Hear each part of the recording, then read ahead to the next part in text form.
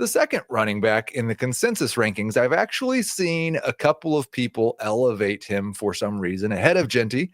And I noticed, Matt, and I know that you probably don't like being on the negative side of guys, but you are a little bit lower than consensus on Omarion Hampton.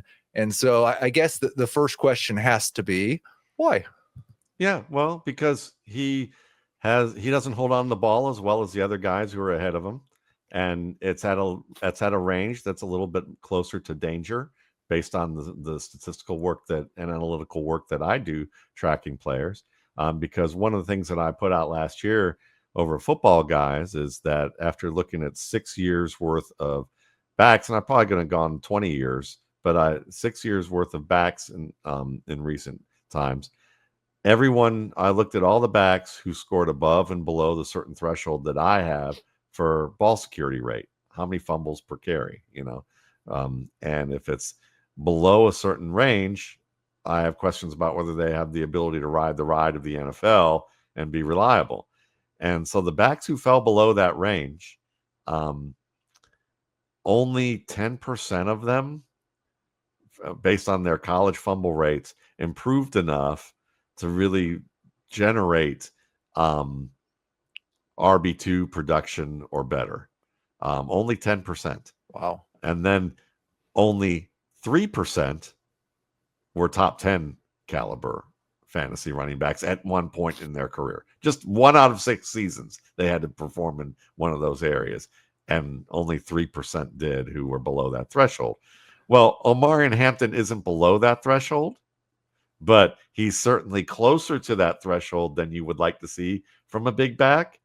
He, when I look at his fumble rate right now, 1 per 74.6 touches. He has 373 touches with 5 fumbles.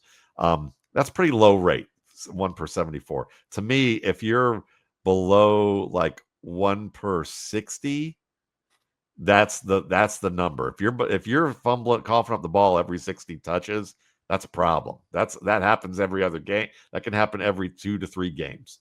That's kind of the rate of what it can happen if you're considered the feature back or the main guy. So that's a bit of a lapse. Also, he's not as good of a pass protector as advertised. I think people have trouble projecting pass protection because they look at success rate, but they don't project whether that success rate is, comparable to what you're going to see in the NFL. Just because you get in a guy's way and show effort, that's what I hear a lot of media scouts say is, oh, as long as the effort's there, he's going to be fine.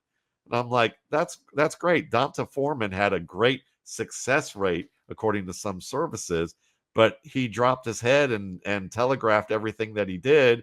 And, defenders ate his lunch in the NFL early on in his career because of the fact that those things don't project well to the NFL. So Hampton has some issues where he overextends and they can just swim right over him and win the interaction. And that happens when you watch some of these plays. And it's a common occurrence against linebackers inside.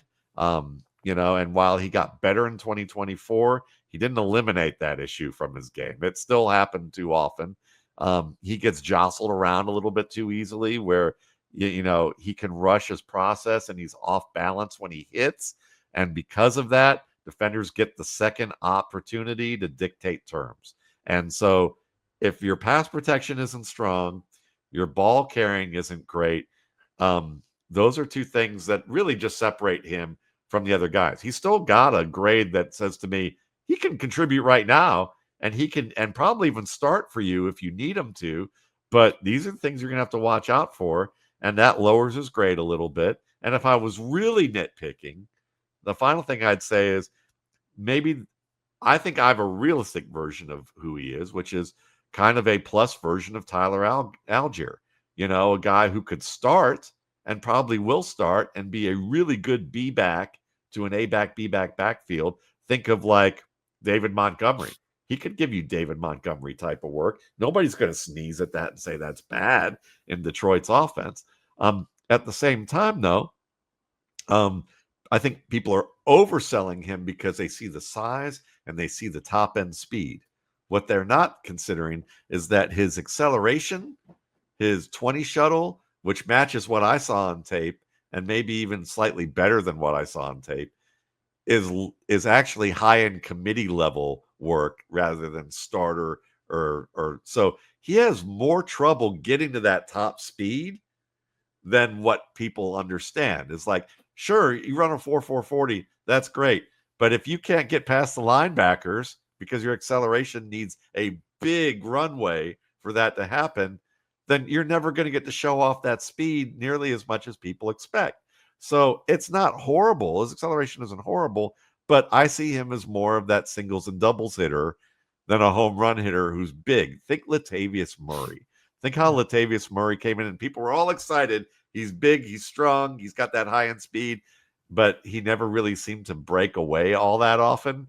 I think Omarion Hampton's a little bit more along those lines, but just an all around better running back than Murray was early in his career. So, Jacob, one of the things I love about having Matt on is I've talked about this a lot during the season. There's certain players, generally running backs, that the fantasy community loves, and we get frustrated with coaches for not giving them the ball as much as we would like. And it's because coaches value different things than fantasy managers do. And Matt often brings us a little bit more of that coach's perspective. So I appreciate that. But I do want to provide the full picture. And he's the consensus Dynasty RB2 for a reason. Dynasty managers love the profile. What's so exciting about Hampton, Jacob? What's exciting about Hampton is he can play all three downs and he can create yards on his own. For what it's worth, the pass blocking metrics are good, and he was used as a pass blocker a lot. Yeah. I think Matt's perspective is definitely interesting on that, and he knows more about watching and evaluating pass blocking than I do. But I didn't notice any clear problems there when I watched him. What I will say about Hampton is the singles and double stuff is right. He's very, very good. My favorite thing about watching him was his ability to get skinny on runs up the middle. The blocking was not always great at North Carolina, but he was able to turn plays that I think a lot of running backs would have been tackled at the line into singles and doubles rather than, a foul out or whatever you want to use the metaphor here. He averaged 6.5 yards per rush on runs up the middle. Only Damian Martinez had a higher rate on runs up the middle. He had 4.3 yards after contact per run up the middle. Him, Martinez, and DJ Giddens were the only running backs above 4 yards after contact per up the middle rush. So that's an elite number. I think he's a really interesting guy. If you are into the yards after contact stuff, which a lot of really good running backs do have elite yardage after contact creation, he's up there with some of the best names. If you look at running backs who have had, what was the qualifier? 400 career rushes and have been drafted in rounds 2 or rounds 1. There are only 5 guys who have had over 4 yards after contact per rush. It's Travis Etienne, Bijan Robinson, Kenneth Walker, Jonathan Taylor, Ashton Jeanty, and Omarion Hampton, projected to be in that group this year. What I worry about is if he gets into a situation where it's not a good fit, where they're going to be doing a lot of like outside zone type of rushing.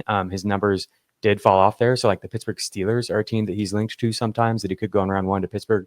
I don't think that would necessarily be a great fit. And Jaylen Warren is good. And so like in that kind of situation, I would worry. But otherwise, I think there's a good chance that he's going to just be a bell cow and be really good for fantasy, even if he does have some deficiencies. So Matt, I want to like knowing your process. I know that if we go through the NFL draft and Hampton becomes a late round 1 pick, then he's going to move up in the rankings in terms of dynasty, and maybe even an early round 2 pick. I'm not sure how much that distinction matters to you between the last 10 picks of round 1 and the first 10 picks of round 2. I guess how much is that going to matter? And it can even be not just about Hampton, but for all the backs we're going to talk about. When you've got your evaluation like this, and then if a team takes a chance on him at pick 25, how much does that elevate him in your mind? Yeah, I mean, I think that really anybody who scores over an 80 in my process is someone that can contribute right now. So if you put him if you give him an early draft capital is not a predictor of talent. People like to use that as shorthand. It's actually an indication of privilege, because what it is it allows the the team doubles down on their investment and says, we're going to give them all the opportunities to fail or succeed that we should. They give more reps. They don't have open competitions in the NFL very often. Well, the fact that James Robinson's coach Doug Marrone had to ask for permission from the front office to allow him to compete for the starting job that first year because the team that had already soured on Leonard Fournette wanted to get rid of him. That should tell you how things operate because that's indicative of that. So yes, if Hampton gets a first round pick, lands on a team, he's going to at least be one of the top 2 backs early on.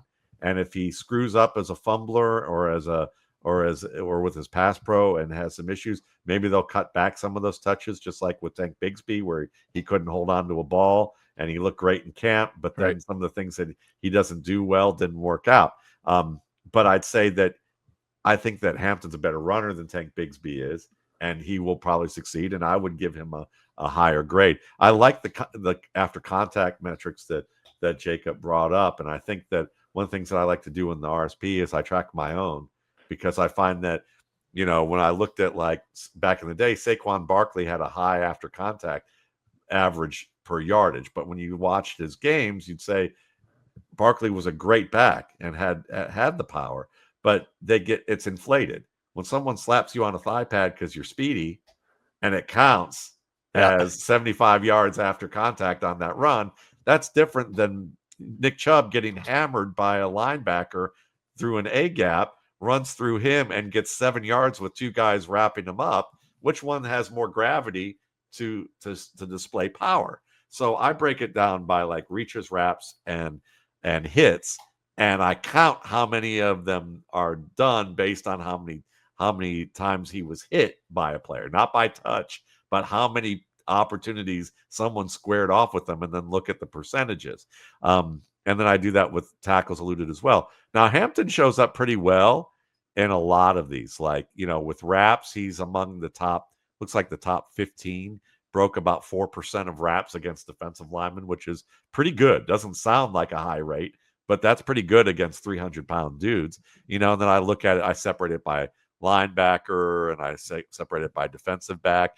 And you can see that Hampton, he's not the top guy when I look at him from that standpoint. He's actually more in the top 15 to 20 guys who were like higher in those rates, were, I can certainly look at, down the line. I'll look at in a little bit in the next segment here, because I'm looking at the raw data rather than than what I did finalized in the RSP. But, from that standpoint, he has the power. He certainly does. But I would say that that's the fun part to look at this, is that like he's up there and should be fine. The biggest separator for him is, will the pass pro project, and can he hold on to the ball? That will do it for Omarion Hampton. We're